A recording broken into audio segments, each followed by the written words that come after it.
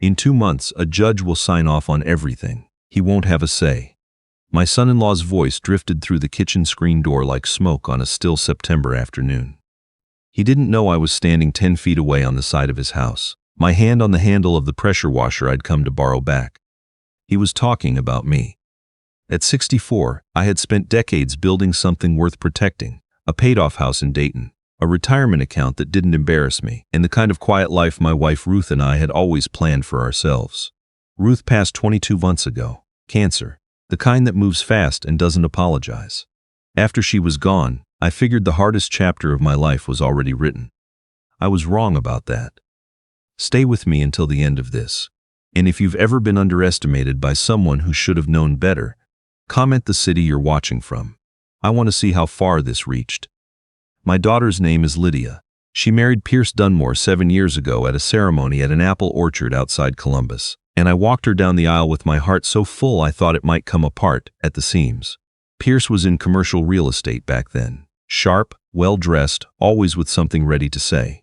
Ruth never quite warmed to him. He listens to respond, not to understand. She told me once quietly, on the drive home from one of our early dinners with the two of them, I told her she was being too hard on him. I eventually stopped saying that. By the time Ruth died, Pierce had pivoted into the restaurant business. He and a college friend opened a place in downtown Columbus called Solstice.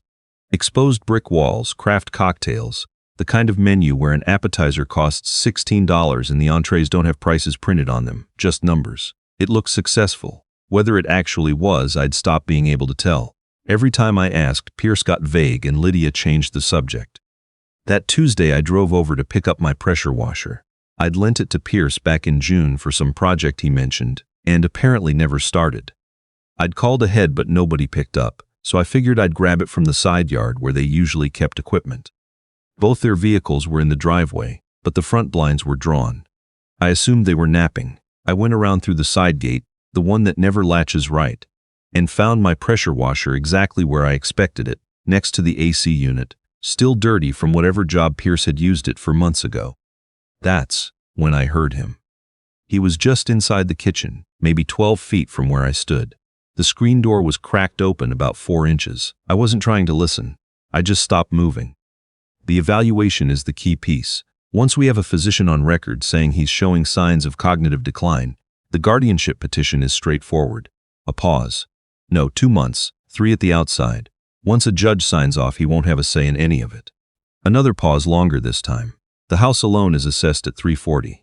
Lydia thinks his Roth and the 401k rollover together are somewhere around $260, so we're looking at over $500,000. I stood there with both hands wrapped around the handle of my pressure washer and felt the whole world tilt sideways. He kept going. The restaurant can't carry this debt load another year. We need a capital injection now, not whenever he decides to die. And with the will he made after Ruth passed, everything goes to some scholarship fund anyway. If we wait, there's nothing left for us to work with. We have to move before he does anything else with it. The new will. He knew about the new will. I had made that will 8 months after Ruth's funeral, once the fog started lifting and I could think clearly, again, for the first time in a year. Ruth and I had always talked about leaving something behind that actually mattered. We'd both come up without much, and we understood what the right door opening at the right moment could do for a young person who might not get a second chance. So I left the bulk of my estate, after setting aside what I'd need for the rest of my life, to a scholarship fund at the community college where I'd done my student teaching 40 years ago. Named in Ruth's memory. I had told Lydia over dinner at her own kitchen table. She'd gone quiet, hadn't objected, hadn't said much of anything. Now I understood that silence. I carried the pressure washer back to my truck, moving slow and deliberate, setting it into the truck bed without a sound. Drove 2 blocks, pulled over, sat there for a while looking at nothing. My hands were not shaking. That surprised me more than anything else. What I felt wasn't panic. It was something closer to clarity. The kind that comes when something you sensed but couldn't name finally has a shape you can see. I drove to the library on Salem Avenue. I know how that sounds. But that library had been where I went to think through hard things since I was 11 years old. The librarian there, a retired educator named Mrs. Okafor, who knew me from when I used to donate woodworking project kits to the after-school programs, set me up at a computer terminal without asking questions. I spent 2 hours reading Ohio guardianship law. It made my stomach turn. Under Ohio statute, if a court determined that an individual lacked the capacity to manage their own affairs, it could appoint a guardian with full authority over that person's finances, medical decisions, and living arrangements. The process started with a formal medical evaluation. That was the key step. That was what Pierce needed to engineer. I printed 12 pages and drove to the office of my attorney, Saul Brower, who had handled every piece of legal work in my life since I bought the house in 2001. Saul was in his late 60s, bald except for a white fringe above his ears, with reading glasses he was perpetually losing on top of his own head. He'd handled Ruth's estate. He was the most careful man I had ever sat across a desk from. He listened to everything I told him without interrupting once. When I finished, he set his glasses on the desk. "Ned," he said, "what you're describing, manufacturing evidence of cognitive decline to pursue guardianship for financial gain, falls under Ohio's elder abuse statutes. It's a serious matter." He paused. "But your word against his isn't going to move anything." "I know," I said. "We'll need documentation. A record of the scheme itself, not just your account of it." He looked at me steadily. "Are you willing to let them think they're succeeding while we put that record together?" I thought about the sound of Pierce's voice, discussing my home like it was inventory. "Yes," I said. Ohio is a one-party consent state. That meant I could legally record any conversation I was part of. Saul's plan was to let Pierce and Lydia proceed with their approach, to let them bring in their evaluator, and their paperwork and their carefully constructed concern, and to capture all of it. Meanwhile, Saul would immediately schedule an independent cognitive evaluation with Dr. Anand Mehta, who had been my physician for 11 years and would document on record that I was in full health. And Saul would prepare a new estate document in advance of anything they filed. Something clean and airtight that would preempt every move they were planning. I went home and sat in Ruth's chair by the front window for a long time. The next morning, Lydia called. "Dad, I've been thinking about you a lot lately." Her voice had that particular gentleness she used when she was approaching something sideways. "Pierce and I were wondering if you'd want to have dinner this week. Just to check in." "I'd love that," I said. What followed over the next several weeks was the most unsettling thing I have ever watched up close. They started with small things. Pierce made a comment at dinner about whether I was eating enough. Lydia mentioned she'd noticed my gutters looked bad, and then looked at me like the gutters were evidence of something. At my next visit, a man was there whom Pierce introduced vaguely as a friend in healthcare. This man spent 20 minutes asking me casual questions while I understood immediately that they were a cognitive screening protocol, the day of the week, who held certain offices, counting backward from 100 by sevens. I answered everyone correctly. Without pausing, he seemed faintly disappointed. The calls became more frequent. Was I sleeping? Was I managing my medications? Pierce mentioned twice that a lot of men your age began having trouble with complex finances and offered both times to just take a look at my accounts to make sure everything was in order. I thanked him both times and said I was managing fine. I was keeping notes, not on my phone, a yellow legal pad, the same kind I'd used for 31 years of lesson plans, dates, times, exact words, what I believed the intent was behind them. Saul had asked me to document everything. I did. Then something happened that changed the scale of what I was dealing with. I ran into a woman named Vera at the pharmacy. She'd been a neighbor for years before she moved to the east side, and we still saw each other at church. She hugged me and said she'd been sorry to hear about my troubles. I asked what troubles. She looked uncomfortable. Lydia mentioned it at the women's group, that you'd been having a hard time since Ruth passed, that you'd been forgetting things. I went very still. She said it gently, Vera added quickly. She seemed worried. I thanked her and walked to my truck and sat there for 10 minutes before I could drive. Lydia hadn't just brought in a screener. She'd been seeding the idea through our community, through people who knew me, so that when the formal evaluation came, there would already be a surrounding chorus of concern. Neighbors, people from church, friends of the family, who had noticed things, a context Pierce could point to. I called Saul from the parking lot. "It's wider than I thought," I said. "It usually is," he replied. 3 days later, I was at Saul's office signing the trust document. He'd prepared it over the previous week. Every asset I owned went into a revocable living trust. The beneficiaries were my grandchildren, Emmett, 17, and Clara, 14. Distributions beginning at 25. Saul named as successor trustee, not Lydia, not Pierce. and a specific exclusion clause. Lydia Dunmore and Pierce Dunmore were barred from any access to, control over, or benefit from the trust under any circumstances. Dr. Mehta attended the signing. He documented on letterhead that I was in complete cognitive health. We recorded the session on video, 45 minutes of me discussing the trust provisions in detail. Saul filed the document that afternoon and locked the original in his firm's safe. I went home and cooked pork chops, Ruth's recipe. I ate at the kitchen table and told her out loud what I'd done. The call came on a Thursday evening. Lydia's voice was measured and careful. "Dad, Pierce and I have been talking, and we'd really like to sit down with you. We've been in touch with someone who helps families navigate these kinds of situations, and we want you to hear what she has to say." "Come here," I said. "I'll make coffee." I tested the recording app on my phone 4 times that evening. I set it face down under a magazine on the coffee table. They arrived at 2 in the afternoon. Lydia and Pierce and a woman named Dale, who introduced herself as an elder care coordinator. Leather portfolio, practice tone, the kind of professional warmth that was more skill than feeling. She started gently. Had I noticed changes in my memory since losing my wife? Was I finding daily tasks more difficult? Grief, she explained, could affect us in ways we don't always notice ourselves. Pierce leaned forward after a few minutes. "Dad, I want to be straightforward with you. A few people in your life, people who care about you, have mentioned some things they've noticed, and we consulted with a physician who felt a more thorough evaluation would be appropriate." "You consulted a physician about me without asking me?"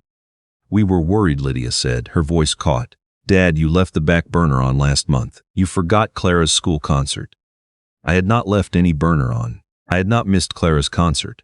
I had sat in the 3rd row and recorded half of it on my phone and sent the video to Lydia the same evening. "I don't remember that," I said. "That's the thing," Pierce said gently. "That's the concern." Dale opened her portfolio and produced paperwork. "A specialist evaluation," she explained. "And just as a precaution, nothing binding day to day. A power of attorney arrangement so that Pierce and Lydia could step in if needed in the future."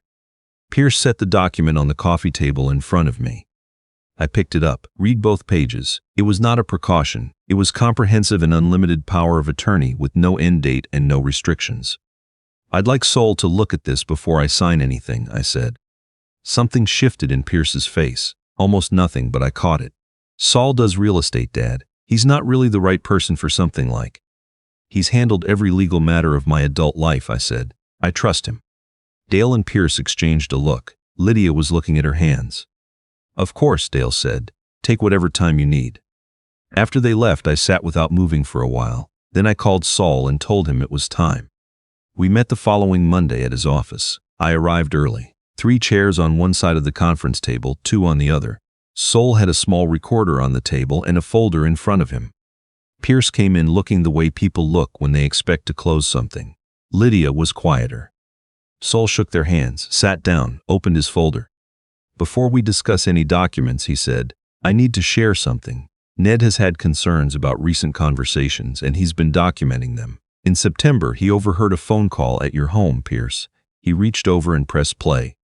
Pierce's voice came through clear, unhurried. The evaluation, the judge, 2 months, $500,000, the restaurant needing capital, the scholarship fund that needed to be gotten around. The room was absolutely quiet. Lydia had turned to look at Pierce. He was staring at the recorder. When it ended, she said quietly, "How much is the restaurant actually in?" Pierce said nothing. "Pierce," her voice had changed, "how much?" He looked at the wall, 185. "You told me 50. Sol cleared his throat. "There's one additional matter." He slid a copy of the trust document across the table. "Ned restructured his estate 3 weeks ago. Everything is held in a revocable living trust. Emmett and Clara are the beneficiaries with distributions at 25. The trust specifically excludes both of you from any access or benefit. It was executed with 2 independent witnesses, notarized and filed the same afternoon." Dr. Mehta attended the signing and documented Ned's full cognitive health. The session was recorded on video. Pierce picked up the copy, read it, set it back down, said nothing. "Pierce," I said. He looked at me. "You watched me lose my wife, and you looked at my grief and saw a window." I kept my voice level. It wasn't hard. I'd been carrying this for weeks and it had settled into something steady. "You talked about my house and my savings like they were inventory.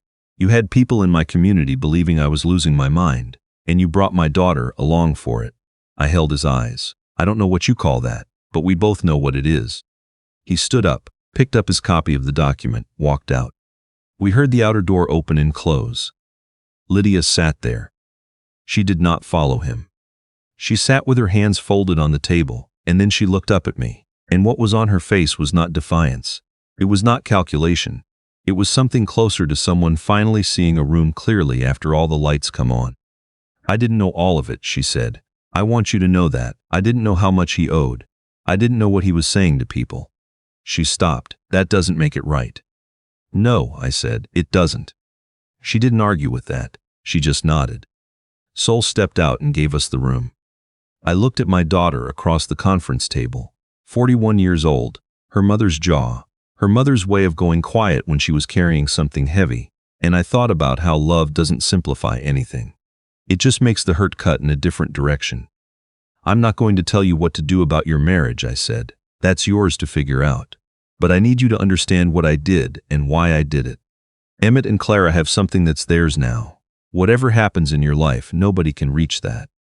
She pressed her hand over her mouth, nodded once.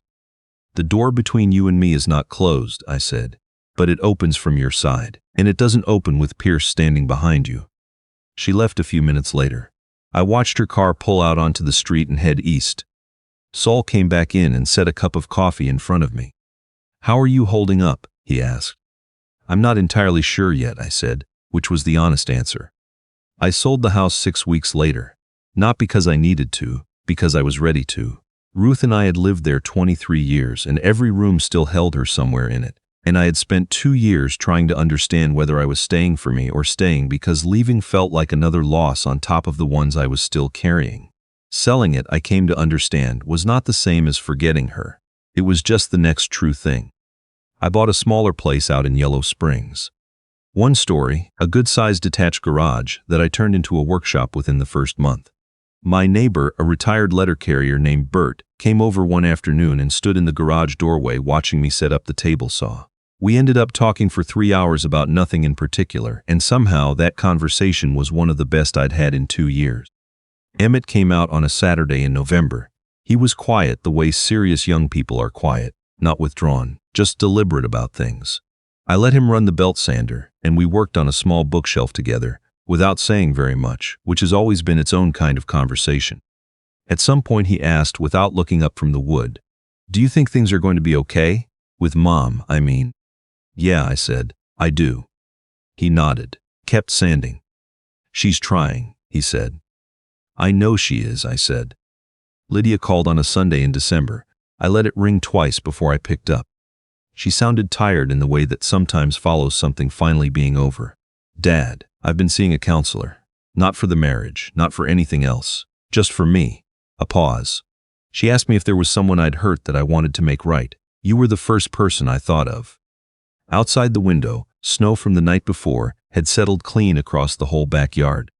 "That's a good place to start," I said. "I know I don't just get to, I know it takes time." "Does," I said, "but Lydia, you're my daughter, and time is something we've still got." She asked if she could come for Christmas. I told her yes. Because sometimes the hardest thing and the right thing turn out to be exactly the same thing. And the only way to find out is to hold the door open and trust that the person on the other side has finally found their way back to who they actually are.